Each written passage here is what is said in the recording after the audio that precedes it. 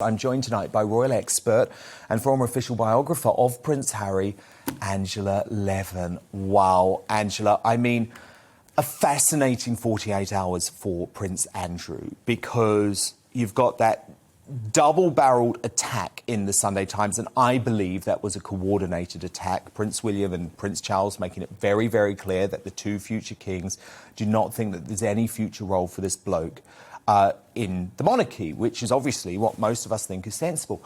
Then literally hours later, the Met Police completely clear him, say they're not investigating Virginia Roberts' claims anymore, and as a result, he feels emboldened that this royal comeback could be on.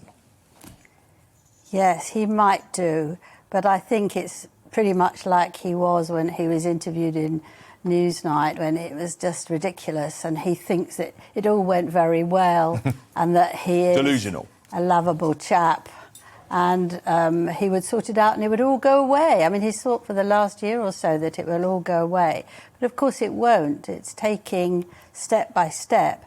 I mean, you can understand at this moment that the police have stopped investigating him. There's no reason why they won't come back a bit further on when the trial takes place or before that. But also, they're looking for absolute evidence, and there isn't that. You've got to have somebody who saw what happened in detail, who can say that in court. A lot of it is sort of wishy-washy at the moment. Allegations that don't always add up. And him saying, you know, that didn't happen, I didn't even know her. Which is unbelievable. I'm sorry, it is unbelievable. And I am going to be frank, Angela. I think Prince Andrew has become a disgrace and an embarrassment to the royal family, because if this bloke, if this prince truly had nothing to hide, why did he not get on a plane and speak to the FBI like he promised Emily Maitlis that he would? Yes, I agree with you. I think he is a disgrace. And I agree that he can't actually do anything and have any role whatsoever. But I do think there's a type of man who just wants to see women for sex, and they don't know who they are. They're not interested in making conversation. It's, you know, wham, bam, thank you, and off he goes. And I can imagine that if he was up to that sort of behaviour, that he wouldn't have recognised her at all again in the future, because he didn't have anything to know about her. And look, at the end of the day, this was a senior royal, the Queen's favourite son, who decided it was appropriate to have, at the very least, a close friendship with a convicted American paedophile who he decided to visit and live with for a short period in New York following his conviction. Surely that is enough to mean that he doesn't deserve a public role in 2021. Yes, I absolutely agree with you. When he was questioned about his stay, he said he wanted to be very polite because he is a gentleman, and he wanted to go over there and tell him personally. Now, if I didn't like anybody and felt that they'd let me down by actually behaving very badly, I would send a text, send an email, and maybe a phone call, but I wouldn't go and spend several days with them to tell them about that, and I wouldn't stay for what he said was a very enjoyable dinner party. He doesn't seem to be able to grasp things very easily. Well, he has look no at himself. reality. You know, we all need to look at ourselves in a sort of psychological mirror. And he doesn't do that. He just carries on because he's very bloated with his own importance, and he's very cushioned and protected by being, you know, part of the royal family. Well, I was speaking to a senior royal insider today who said exactly that. It's just his arrogance, and his arrogance is actually what's dangerous, Angela. And I don't use that term lightly, actually, because remember, Prince Andrew is now a man who knows he has nothing to lose. And that's dangerous for the royal family, that's dangerous for Charles, that's dangerous for William, because, sure, they don't have to hand him back a formal public role, but there's nothing that can take away the fact that he is the Duke of York. There's nothing that can take away the fact that he's the Queen's son. And if he continues to hatch this plan that I'm told he has with Sarah Ferguson, his former wife, current partner, to return to public life in a sort of softly manner, using charity projects and that sort of thing, there's nothing they can actually do to stop him. They can't lock him up, can they? They can't force him to hide away. Well, I don't know. I don't think that many charities want him. Him on the top of the page, the printed page, certainly not children's charities, which he had several of. And they don't, even, the one thing that the Queen has wanted him to keep was to be Commander-in-Chief of the Grenadier Guards. They had a dinner a week or so ago, and the Charles and William wouldn't let him announce it or come in as that position. He had to sit at the back in normal clothes. They would not let him speak about and the it. Military actually don't believe that he should retain these titles either. But talk to me, Angela, about the psychology behind the Queen's relationship with Prince Andrew, because this is what a lot of people don't understand. But she believes her son, number one. She's 95 years old. He lives very close to her. They share a passion for horse riding. I mean, she isn't prepared to completely throw him under the bus for the sake of the royal family, is she? This is very interesting, because we have the most amazing Queen, and we have a division the way she behaves. Mostly she's a monarch. Her sense of duty takes her to do all these things that are very important for the country and the Commonwealth. And then she is a mother. And it's very difficult to work the two together now and then. At the moment it is. And she will forgive Andrew because she loves him. You get women who love their sons who've been murderers. You do just love, you might not like what they do, but you love them for who they are.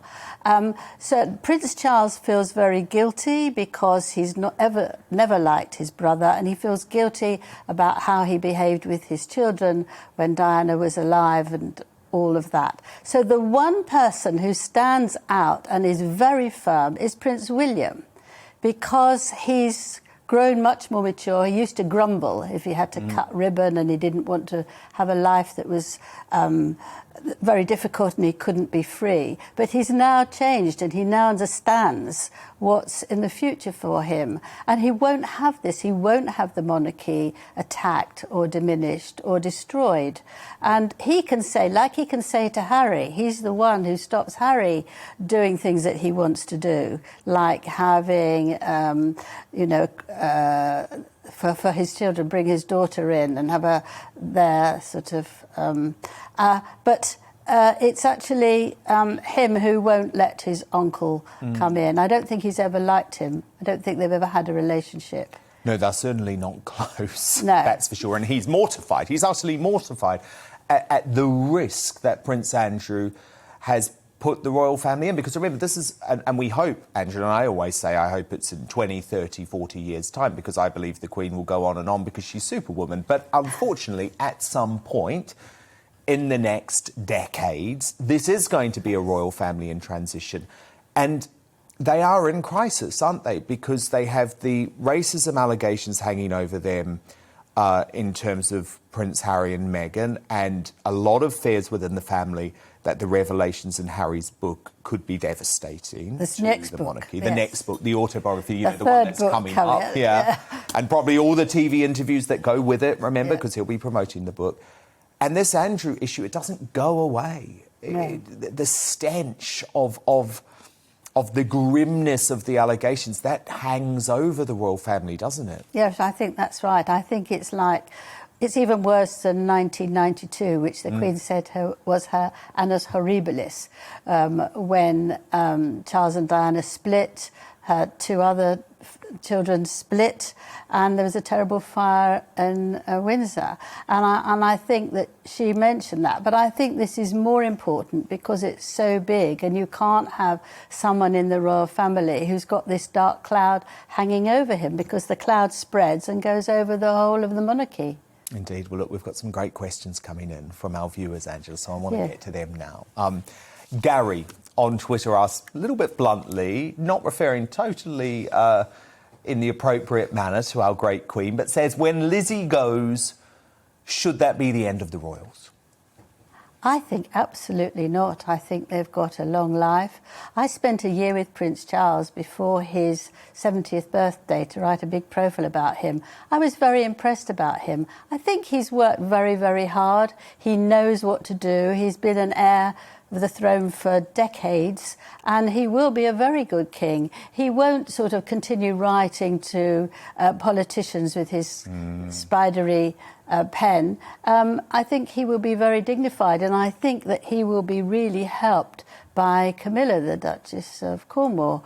I think they make a very good team. He's now happy, he's now relaxed, and he's doing very good work. He's even a little bit woke, isn't he? Well, he's very woke, and actually that links in nicely to our next question from Eddie via GB Views, who asks, is Prince Charles correct to preach about the environment? And this comes on the back of this BBC interview today, Angela Levin, where, and I completely disagree with this, by the way, I think Charles has made a big mistake, but he almost seems to sympathise with the Insulate Britain and the Extinction Rebellion movements. Yes, he was very generous in his language. He said he understands them because he understands the frustration. And that is because he's been championing this for 3 or 4 decades.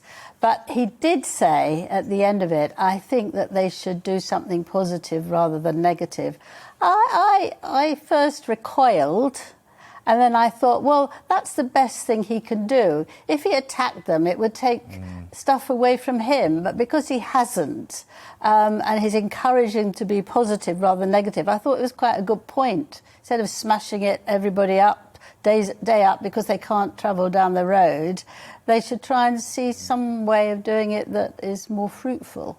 Carol via Twitter asks, and this could be in relation actually to Harry and Meghan's activities in the US, is involving themselves in politics the actual threat to the royals? Because we know, don't we, with Harry and Meghan, they're associating themselves and actually tying themselves now to the Democratic Party in the US. And even though they're not working royals, it does seem to me like that could actually cause some real reputational problems. Yes, I think it could. And I was furious with the way they behaved in New York when they were trying to be a woke, young royal family. Let's ditch the people back in the UK and look at us, we're much better. But Meghan is very, very sensitive. She's you can't really criticise her, as we've discovered. You can't make complaints about her. And I think that for a politician, you've got to have skin like a rhinoceros, so that you're not affected by what people say about you. Because we've seen how we talk to our politicians, and in America, we slay them down. She wants to be spoken to like a goddess. Yes, she wants to be a celebrity goddess and a charity queen. But you don't get that, and a leader. But you don't get that with politicians. So I'm hoping that won't work. Yes. And Derek via GB Views asks, is never being able to show his face again punishment enough for Prince Andrew? Well, that's a difficult one. I mean, I don't want to make a judgment because he hasn't actually been found guilty yet. No, he hasn't. So we can't do that. And he may never be. I don't think his attitude to himself will change much. I think he has to be tolerated, and I think that he needs to find something for himself other than riding horses that will give him some sort of feeling of doing something, but not to charities and not in the public and not to represent the royal family. No, indeed. I mean, there's a lot he could do. Why doesn't he go and work in a soup kitchen every day for 3 years? Don't tell anyone about it. Go in disguise. Because he's not modest. No, but if he were prepared to do that, maybe I'd say, look, OK, there can be a public rehabilitation, but I don't think there can be. And actually, Angela, I say in this column for the Mail Online, I think the threat of what he's done and what could emerge actually comes close to one of the biggest scandals the royal family has to deal with since the links that Edward VIII had with the Nazis. I feel very sorry for the Queen. She's lost her husband. She's 95. She must feel lonely. I know. And the last thing I think you want at that age... These are her twilight years. Yes. Her family should be here for her. But unfortunately, William and Charles also have to think about the future of the monarchy, and I think it's good they're doing that. But I know you're going to keep on this story, Angela, and it's so brilliant to have you here. Thank you so much. That's Angela. Thanks for having me. Top royal author.